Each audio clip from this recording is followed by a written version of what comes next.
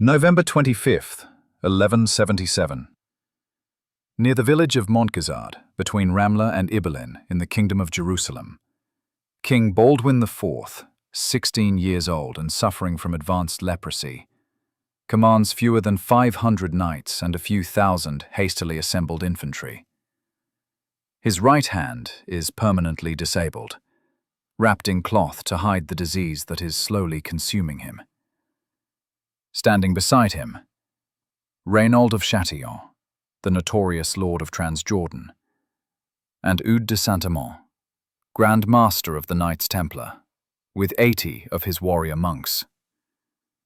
Facing them, Saladin, Sultan of Egypt and Syria, with an estimated 26,000 soldiers, mostly light cavalry, elite Mamluks, and Sudanese infantry.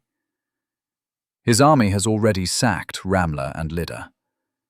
Jerusalem lies virtually defenseless, just 20 miles away.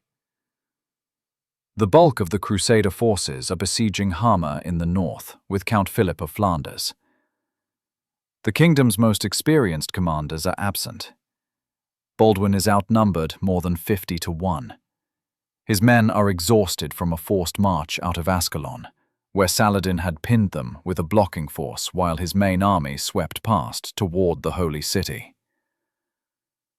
According to William of Tyre, Baldwin's former tutor and the most reliable contemporary chronicler, many Christians have already fled to the Tower of David in Jerusalem, preparing for siege.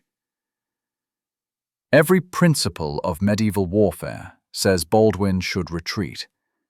He cannot win this fight. His tiny force should be annihilated within the hour.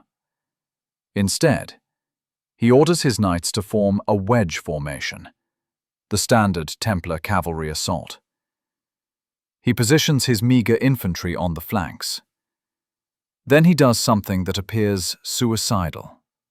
He advances toward Saladin's vastly superior army, deliberately revealing his position. By nightfall, Saladin will be fleeing on a pack camel, his personal Mamluk bodyguard dead, 90% of his army destroyed or scattered across hostile territory. Muslim historians will consider this defeat so catastrophic that it can only be redeemed by Saladin's victory 10 years later at the Horns of Hattin. This is how a teenage leper king achieved the impossible. The political powder keg. The year 1177 is a turning point for the Crusader Kingdom of Jerusalem. Established in 1099 after the First Crusade, the kingdom has survived for nearly 80 years through a combination of European military might, sophisticated castle networks, and fragile truces with Muslim neighbors. But now, everything is unraveling. Baldwin IV was crowned in 1174 at age 13, after his father, Amalric I, died of dysentery. Within months, his tutor William of Tyre noticed something horrifying. The young king couldn't feel pain in his right hand. Leprosy, the most feared disease of the medieval world, associated with divine punishment and requiring total isolation from society. But Baldwin is also the grandson of Queen Melisande and the great-grandson of Baldwin I, the kingdom's founder. Royal blood flows through his veins, and despite his illness, he is the legitimate heir. The High Court of Jerusalem confirms his rule, knowing full well that a leper king cannot produce an heir and that the kingdom faces a succession crisis. In early 1177, Count Philip of Flanders arrived from Europe with a large contingent of Western knights, offering hope for a major offensive. The Byzantine Empire agreed to send a war fleet. The plan? A joint invasion of Egypt to crush Saladin before he could consolidate power over both Egypt and Syria. Success would split the Muslim world and secure the Crusader states for generations. But the expedition collapsed over political squabbling. Philip demanded to become king of any conquered territories. Baldwin refused. the Byzantines withdrew their fleet. Philip took half the kingdom's barons and their knights north to attack Seljuk strongholds at Hama and Harim instead, leaving Jerusalem dangerously exposed. The rise of Saladin. Meanwhile, in Egypt, Saladin has been monitoring these events carefully. Born Yusuf ibn Ayyub in 1138 to a Kurdish military family, he rose to power through a combination of military skill and political cunning. By 1160, he had become vizier of Egypt. In 1174, he took Damascus. Now, at age 39, he controls both Egypt and much of Syria, the first Muslim leader to reunify these territories since the Crusaders arrived. Saladin's strategic goal is clear: destroy the Crusader kingdom of Jerusalem and recapture the holy city for Islam. He has spent years building his Ayyubid dynasty, training elite Mamluk slave soldiers, and forging alliances with Bedouin tribes. His reputation as a generous ruler and devout Muslim has won him widespread support. When Saladin learned that the Egyptian invasion had been cancelled and that Jerusalem's main army was in the north, he recognized a golden opportunity. He assembled his forces in Cairo.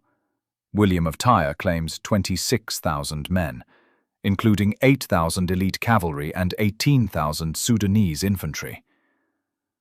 Modern historians suggest the number may have been closer to 15,000 to 20,000. But even conservative estimates give Saladin overwhelming numerical superiority. On November 18, 1177, Saladin's army crossed the Sinai Desert and invaded southern Palestine. His objective: Jerusalem. Baldwin's desperate gambit. The news reached Jerusalem like a thunderclap. The kingdom's constable, Humphrey de Turon II, was gravely ill. The Grand Master of the Hospitallers was absent. Most experienced commanders were besieging Hama. The capital had minimal garrison forces, perhaps 500 knights total in the entire southern region. Baldwin, despite being only 16 and suffering from an incurable disease that was beginning to affect his mobility, made a critical decision.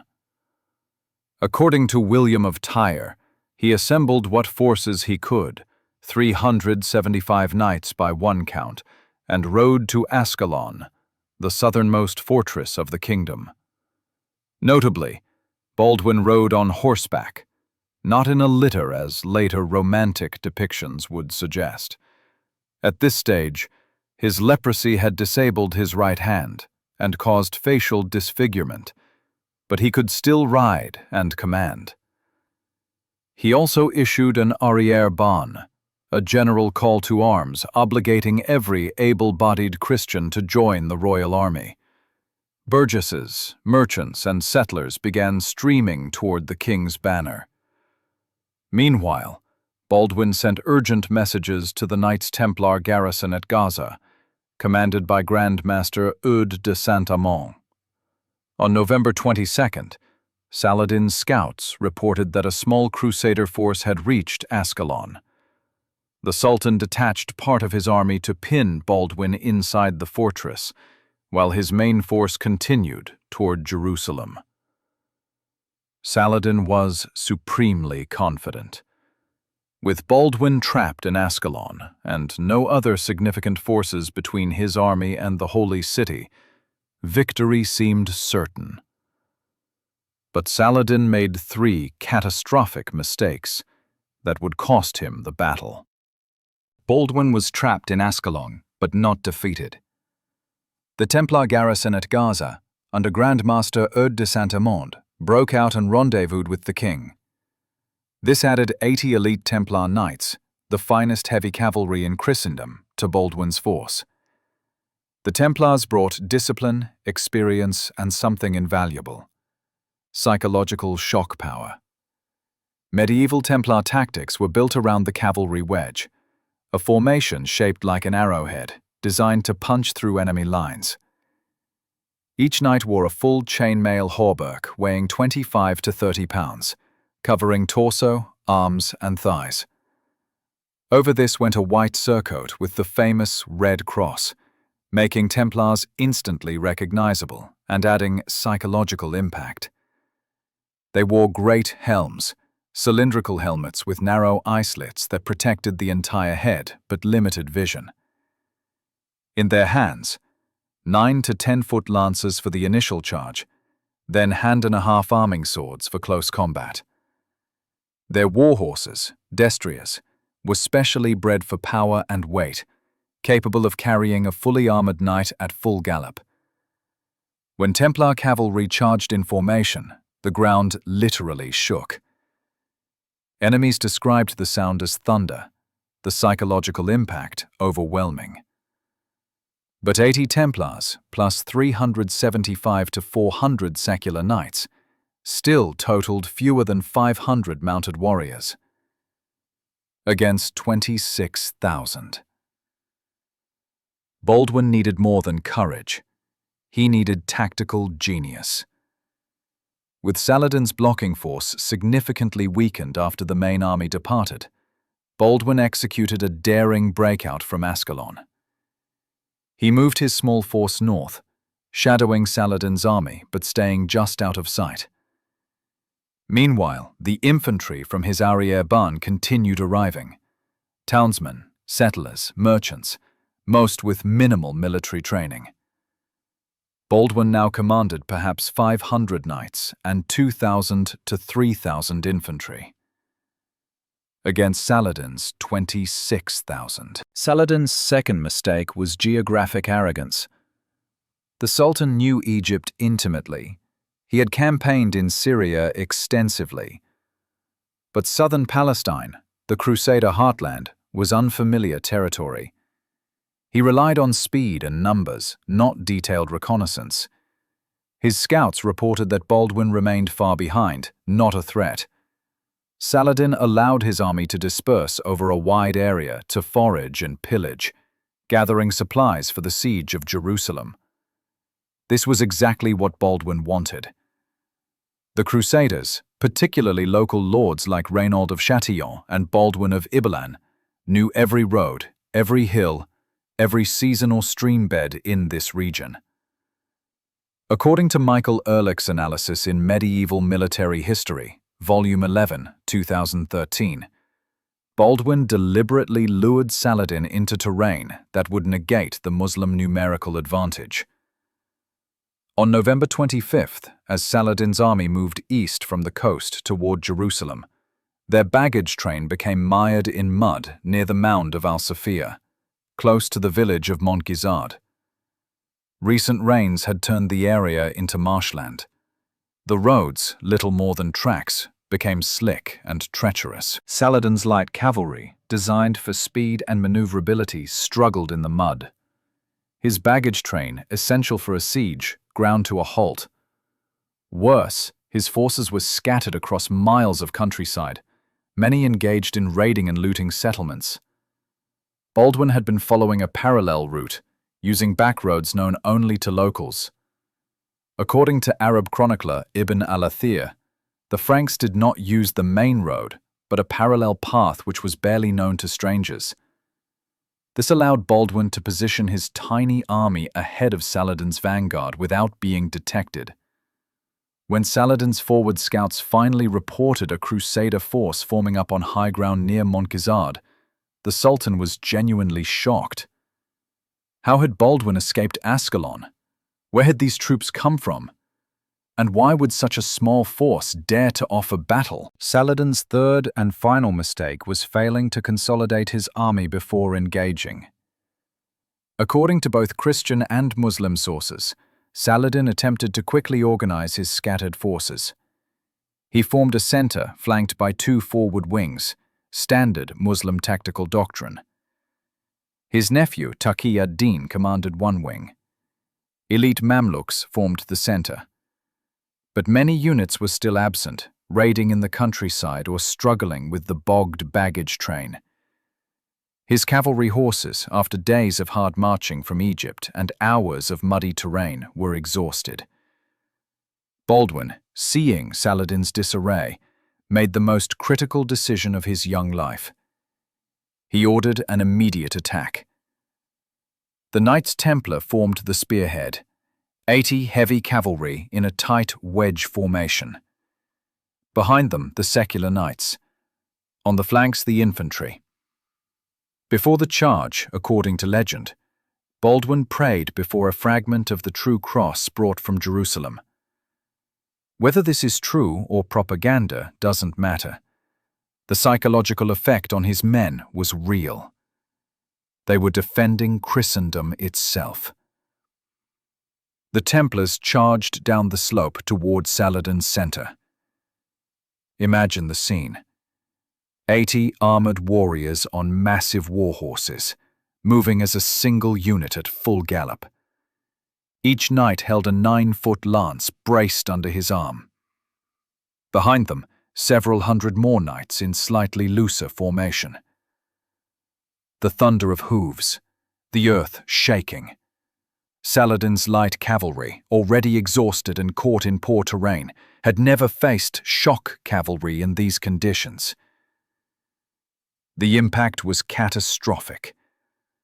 The Templar wedge smashed into Saladin's center like a hammer striking glass. Light cavalry scattered. Mamluks, Saladin's elite bodyguards, tried to hold but were overwhelmed by the sheer kinetic energy of the charge. Medieval cavalry warfare wasn't elegant. It was physics. A 1,500-pound warhorse moving at 30 miles per hour, carrying a 200-pound knight in full armor, generated unstoppable momentum. Saladin's formation shattered. The Sultan himself came close to death or capture. According to multiple sources, he barely escaped by mounting a racing camel, faster than horses in short bursts, and fleeing the battlefield. His personal Mamluk guards died fighting to cover his escape. What followed wasn't a battle. It was a massacre. With Saladin's command structure broken, his dispersed army became prey. Crusader cavalry pursued fleeing Muslim soldiers for 12 miles. Infantry and local settlers, enraged by the sacking of Ramla and Lida, showed no mercy to stragglers. The marshy terrain that had slowed Saladin's advance now prevented organized retreat. Units became isolated, surrounded, and destroyed piecemeal. Losses were staggering. Muslim historian Ibn al-Athir, normally careful to minimize Arab defeats, admits the disaster was nearly total. Modern estimates suggest only 2,000 to 3,000 of Saladin's army made it back to Egypt, roughly 10%. The rest were killed, captured, or died during the retreat. The Christian pursuit continued even after darkness fell. Baldwin's forces recovered vast amounts of plunder that Saladin's men had collected. According to Roger de Moulin, master of the Knights Hospitaller, who arrived after the battle, Christian casualties totaled 1,100 dead and 750 wounded. Significant losses from their small force, but a triumph compared to the enemy's annihilation. Saladin's retreat across the Sinai Desert became another nightmare. The winter rains had begun. Cold, exhausted, many without supplies, his survivors faced Bedouin raiders who captured stragglers for ransom or slavery. The Sultan reached Cairo on December 8th with barely a tenth of the army that had departed 3 weeks earlier. Why did Baldwin win? 1. Terrain mastery. Baldwin used his superior knowledge of local geography to choose where and when to fight. The marshy ground near Montgisard negated Saladin's numerical advantage and exhausted his cavalry horses. 2. Timing. Baldwin struck when Saladin's army was dispersed, disorganized, and caught in poor terrain. The Sultan had no time to consolidate his forces or choose advantageous ground. 3. Shock cavalry. The Templar charge, perfectly timed, perfectly executed, broke Saladin's command structure immediately. Medieval heavy cavalry, when used correctly against an unprepared enemy, was nearly unstoppable. 4. Moral superiority. Baldwin's men were fighting to save Jerusalem and their homes. Saladin's troops were exhausted from a long march, spread thin by raiding, and caught completely by surprise. 5. Deception. Baldwin's escape from Ascalon and his use of backroads to position his army was a masterclass in operational secrecy. Saladin's intelligence failure cost him the battle before it even began. This wasn't luck. This was calculated tactical brilliance executed by a 16-year-old who had been told by his doctors that he shouldn't live past 25. Baldwin returned to Jerusalem in triumph. On the battlefield, he ordered the construction of a Benedictine monastery dedicated to Saint Catherine of Alexandria, whose feast day fell on November 25th. The monastery would serve as a permanent memorial to the miracle of Montgisard.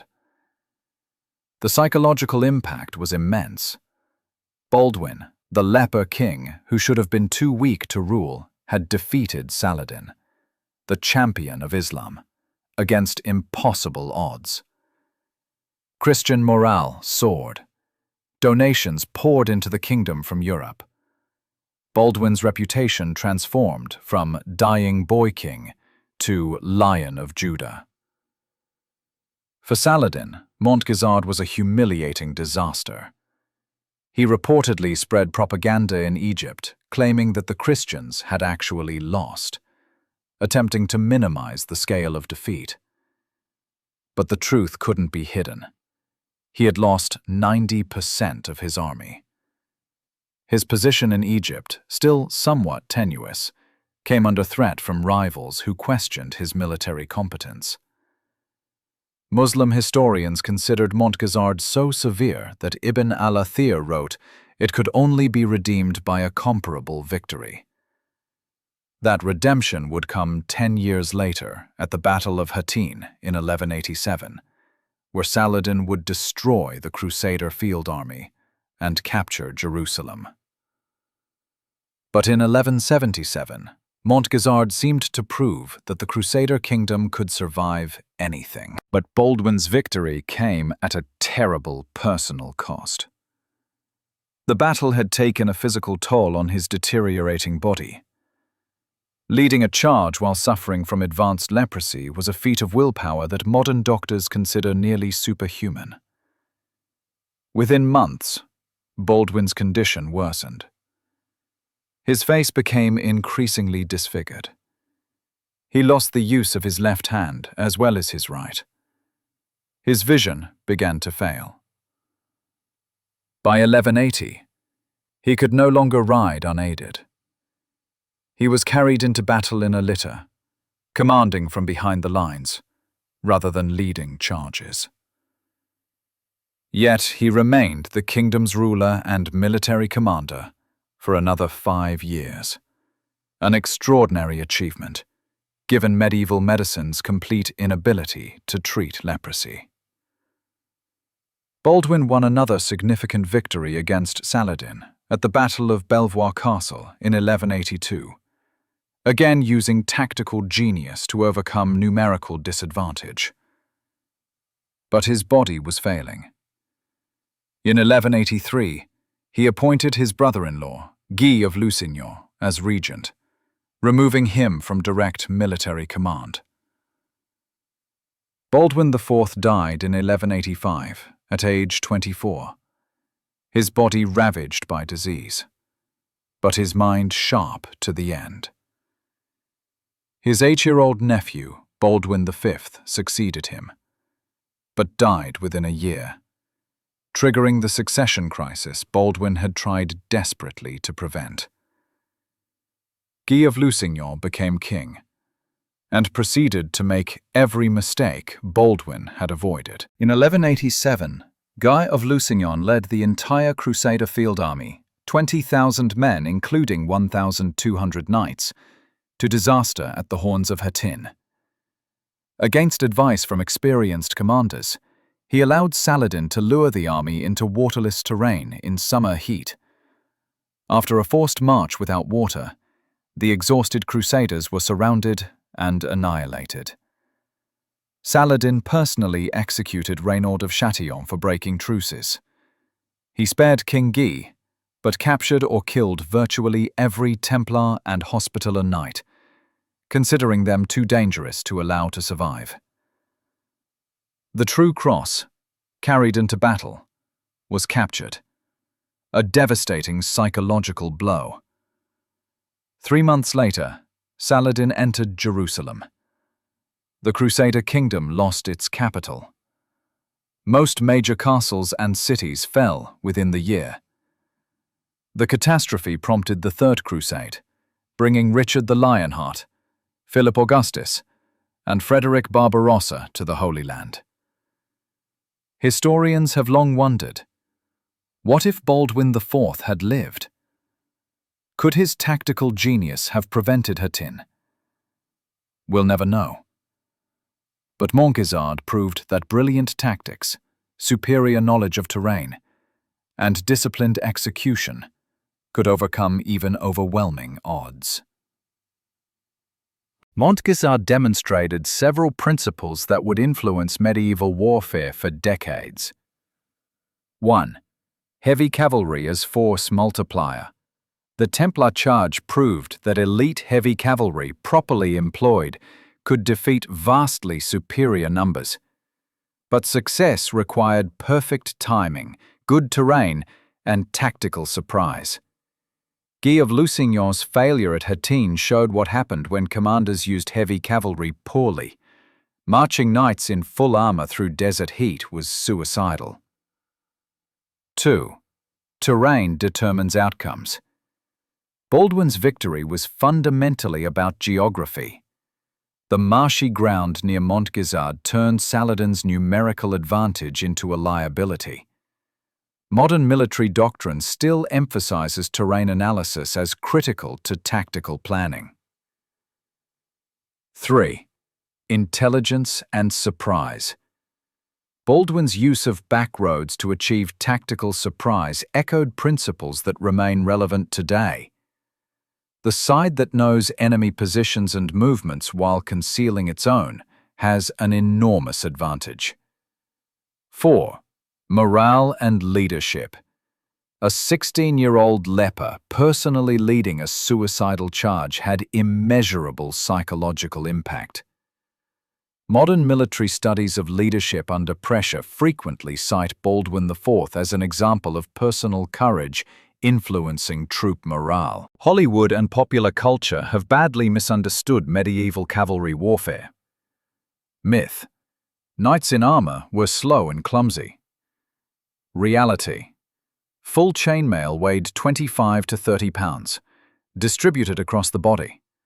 Knights trained from childhood to move, fight, and ride in armor. They were elite athletes, not lumbering tin cans. Myth: cavalry charges were simple point-and-charge tactics. Reality: maintaining formation during a charge required years of training and perfect coordination.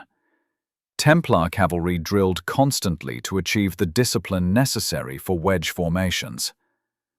Most medieval armies couldn't execute shock cavalry charges effectively.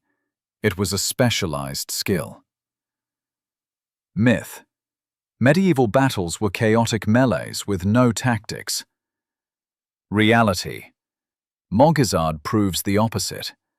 Baldwin's victory depended on reconnaissance, terrain selection, timing, combined arms coordination, cavalry plus infantry, and exploiting enemy weaknesses. This was chess, not checkers. Myth: Saladin was a flawless military genius. Reality: even great commanders make mistakes. Saladin's errors at Montgisard, dispersing his army, ignoring terrain, failing to scout, were costly. His later victories came from learning these lessons. By Hattin, he had mastered the art of choosing when and where to fight. Montgisard's lessons echo through military history. Agincourt, 1415.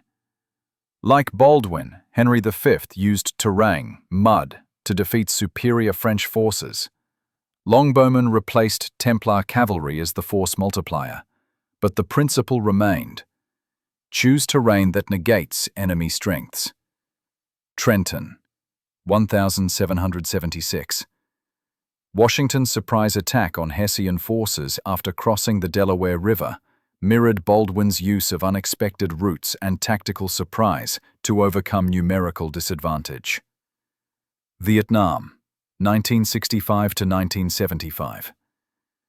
Viet Cong forces repeatedly used superior terrain knowledge and choice of engagement to defeat technologically superior American forces. Baldwin would have understood their strategy perfectly. Modern Special Forces operations emphasize the same principles Baldwin employed. Know the terrain better than the enemy. Strike when they're disorganized. Exploit psychological shock. And never fight on the enemy's terms. It's important to remember that Montgisard, for all its tactical brilliance, was a human tragedy. Thousands of men died in the battle and subsequent pursuit. Many were captured and sold into slavery. Families across Egypt, Sudan, Syria, and the Crusader kingdom received news that their sons, husbands, and fathers were never coming home.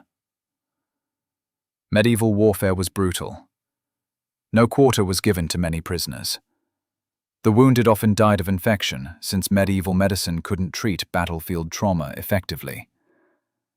Victory at Montgisard meant survival for the Crusader kingdom, but it came soaked in blood. Baldwin himself paid the ultimate price for his victory. The physical exertion of leading his knights while suffering from leprosy almost certainly accelerated his decline. He had perhaps 7 more years of agonizing deterioration before death finally released him. Yet medieval chronicles, both Christian and Muslim, record Baldwin with respect. Even Arab historians, who had every reason to diminish his achievements, acknowledge his courage and tactical skill. Saladin himself, after capturing Jerusalem in 1187, showed respect for Baldwin's memory by treating the Leper king's tomb with honor. November 25, 1177. A 16-year-old boy with a terminal disease defeated one of history's greatest commanders and saved a kingdom. Montgisard wasn't magic or divine intervention, though medieval Christians certainly saw God's hand in the victory. It was tactical brilliance, terrain mastery, operational security, perfect timing, and the disciplined execution of a high-risk plan by elite troops. Baldwin IV's victory demonstrates that medieval warfare was far more sophisticated than popular culture suggests. Commanders like Baldwin studied terrain, weather, enemy psychology, and force composition. They understood logistics, intelligence gathering, and combined arms tactics. The chess game of medieval strategy was as complex as modern warfare, just with different pieces. The tragedy is that Baldwin's genius couldn't overcome biology. Leprosy killed him at 24, and with him died the kingdom's best chance for long-term survival.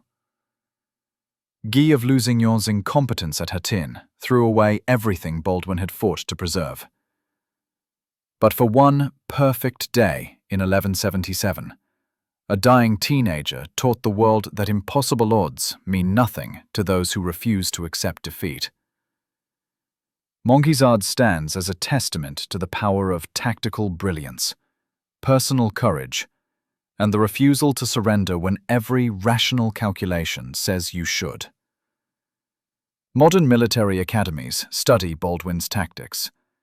Historians debate how he achieved the impossible. Popular culture has rediscovered his story, most notably in Ridley Scott's Kingdom of Heaven, which portrays Baldwin with surprising historical accuracy. The battlefield near Montgisard is quiet now, a few ruins marking where the monastery once stood. But the lesson endures.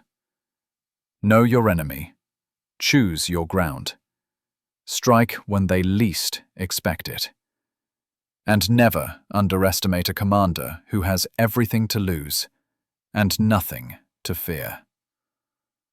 Baldwin IV died young, his body destroyed by disease. But at Montgisard, he was immortal. Here's a question for you.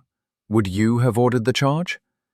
With 500 knights against 26,000 enemy soldiers, in marshy terrain, with your body failing from leprosy, would you have attacked?